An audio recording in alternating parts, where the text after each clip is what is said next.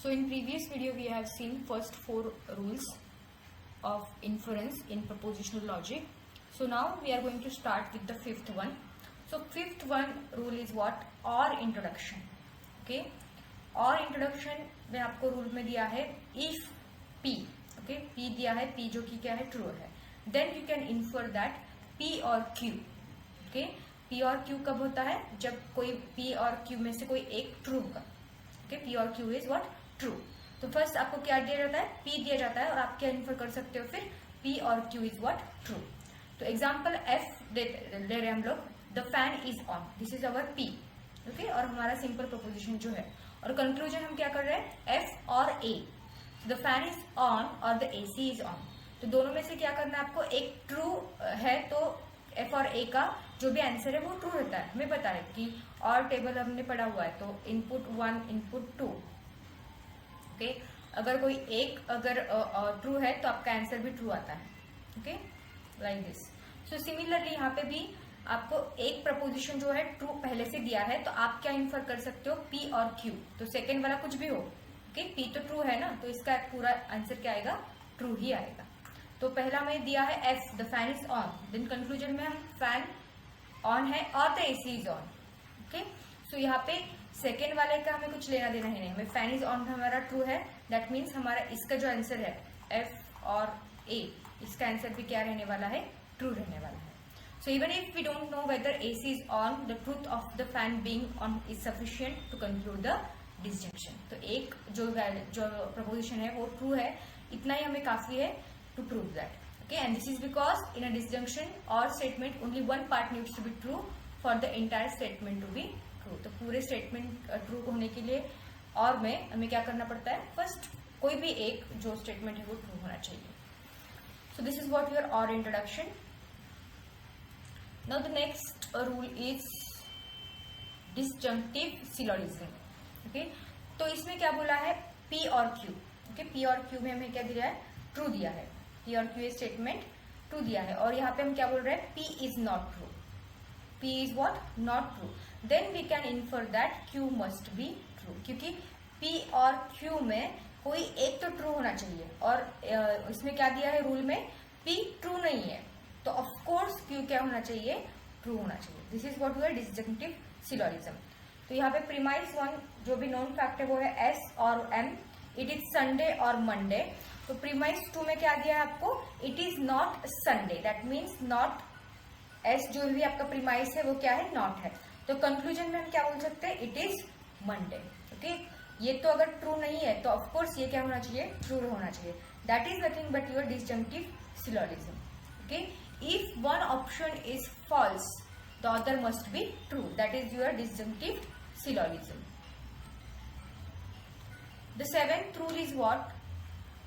Hypothetical syllogism, और इसी को हम क्या बोल सकते हैं? Transitivity of implication. तो ये रूल में क्या दिया है? P gives Q. Okay, if P then Q, if Q then R.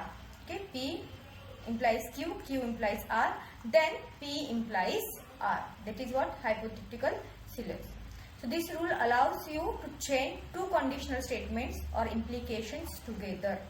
Okay, so it means if P leads to Q and Q leads to R, then P must lead to the R.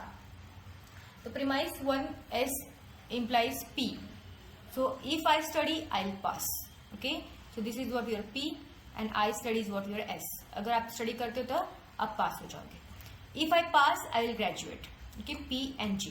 So conclusion में हम क्या बोल सकते हैं? S gives G. If I study, I will graduate. Okay, so this is what your seventh rule. The name of the seventh rule is what? Hypothetical syllogism.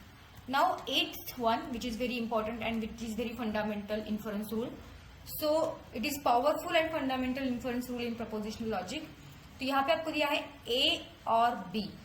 Okay, also not B और C. तो जो भी B है पहले case में A और B है, और यहाँ पे नॉट B और C. Then we can conclude that A और C. ओके, मतलब ये जो B है, positive B and negative B, A cancel हो जाएगा, और फाइनली हमारा कंक्लूजन क्या आएगा? A और C. So resolution eliminates opposite literals, in this case B and not B. To produce new clause. Okay, तो ये क्लॉज क्या है? प्रीमाइस 1 क्या है आपका? आर और सी, इट इज रेनी और क्लाउडी। ओके, प्रीमाइस 2 है नॉट सी, मतलब it is not cloudy, it is cold. Okay, it is not cloudy और इट इज कोल्ड। तो ये जो भी नॉट क्लाउडी और क्लाउडी है ये कैंसिल आउट हो जाएगा, और इट इज रेनिंग और इट इज कोल्ड, ये आपका क्या बनेगा? आंसर बनेगा। ये है आपका 8th rule which is resolution rule. And the final and last rule which is double negation elimination. Okay, तो double negation elimination is one of the easiest. तो आपका जो भी प्रपोजिशन है उसके ऊपर आप क्या करोगे? डबल नेगेशन अप्लाई करोगे। ओके, नॉट पी, तो of course not will become positive, so then P you can infer. So this rule states that two negations cancel each other, leaving you with the original proposition. जो भी original है वो आपका आएगा. So not H. It is not the case, that is it not hot. Okay, यहाँ पे not है, तो मतलब क्या है इसका? It is hot. दोनों not क्या हो जाएंगे? कैंसिल हो जाएंगे. एग्जाम्पल नंबर 2 की अगर बात करें, it is not true that it is not raining, मतलब क्या? It is raining. तो दोनों जो भी नॉट है वो कैंसिल आउट हो जाएंगे और हमारा जो भी ओरिजिनल आंसर है वो यहाँ पे हमें मिलने वाला है. Right, now we will see how to write an answer for an university questions. So you can see over here 2 questions were asked in your final university question paper. List the inference rules used in propositional logic. Explain them in detail with suitable example. तो ये question मई 2022 के paper में आया था for 9 marks. तो पहले इन्होंने पूछा है लिस्ट द इन्फ्रेंस रूल्स. जो भी लिस्ट है 1 to 9 जो भी रूल्स है वो आपके पहले लिस्ट आउट करने हैं और उसके बाद आपको हर एक को एक्सप्लेन करना है with suitable example. Right, after that explain inference in prepositional logic. तो यहाँ पे स्पेसिफिकली बोला नहीं है कि इन्फ्रेंस रूल्स लिखो या नहीं लिखो. ओके, तो यहाँ पे आपको क्या करना है? प्रपोजिशनल लॉजिक में इन्फ्रेंस क्या है ये थियोरेटिकली आप बता सकते हो कि कैसे इन्फ्रेंस निकालते हैं या फिर क्या इन्फ्रेंस एग्जैक्टली क्या होता है और प्रपोजिशनल लॉजिक में इन्फ्रेंस का क्या रोल है. ऑल्सो इफ यू नीड, और अगर आपको अच्छे मार्क्स चाहिए तो इस प्रॉपर क्वेश्चन का आंसर लिख के आप इन्फ्रेंस रूल्स का भी इंट्रोडक्शन यहाँ पे दे सकते हो. ओके, सो एग्जामिनर को पता चलेगा कि इसको नॉलेज है, मतलब ये इन्फ्रेंस भी बता रहा है कि क्या है प्रपोजिशन लॉजिक में, और इसको पता भी है कि इन्फ्रेंस रूल्स क्या है डिफरेंट. ओके, तो आपको दोनों क्वेश्चन का आंसर जो भी है वो आपको अच्छी तरीके से ऊपर आपको मेंशन किया है कि एग्जैक्टली लिखना क्या है, और नीचे में बस आपको एक्सप्लेनेशन बोला है इन्फ्रेंस क्या है. तो इन्फ्रेंस तो आपको एक्सप्लेन करना ही है, प्लस अगर आप रूल्स भी एक्सप्लेन करते हो ओके तो you will get good marks. Okay, और आपको अगर ये नोट्स डाउनलोड करने हैं तो you can go to the www.topstudymaterial.com. आप ये साइट विजिट कर सकते हो और वहां से आप आपके जो भी नोट्स है जो मैंने अभी डिस्कस किए हुए हैं तो वो नोट्स आप क्या कर सकते हो? डाउनलोड कर सकते हो. Thank you for watching.